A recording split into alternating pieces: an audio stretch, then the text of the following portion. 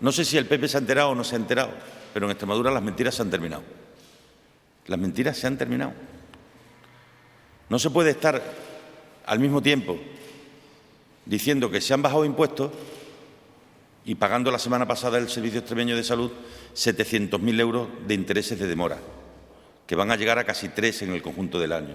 Es decir, el PP es una profunda mentira, porque estaba bajando impuestos o diciendo que se bajaban impuestos al mismo tiempo que estaba condenando a montones de proveedores a no cobrar. Y entonces las mentiras se han terminado. Nosotros tenemos la obligación de hacer un presupuesto que responda a la realidad. Tenemos la obligación de pagarle a la gente a tiempo.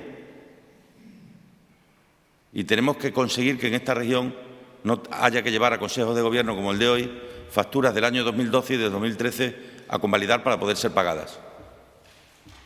Es decir, en la Extremadura de ahora no puede ser que Roberto Iniesta esté esperando para cobrar. No puede ser.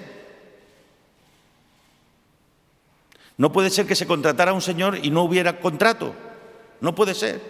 Esta es una región seria. Y en las regiones serias las cosas se hacen de manera seria. Y entonces hay que ingresar mejor y hay que gastar mejor. Y esto es lo que parece que no han entendido o no quieren entender. Están apareciendo todos los días. Vamos, ha venido una agencia de viajes a cobrar 2 viajes míos del año 2010 a Bruselas porque no se los han pagado. Esto ha funcionado así, si esto ha sido un desastre. Permitidme que os diga, un desastre. Es que el representante de Roberto Iniesta se queja amargamente de que no le han pagado. Es que el contrato con Roberto Iniesta no está firmado. Esto ha sido un desastre.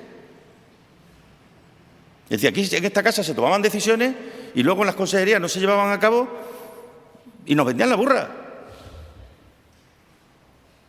Están apareciendo facturas todos los días de gente que está cansada de traerlas. Algunos me dicen, ya hemos traído 10 veces la factura y no sabemos dónde las han metido.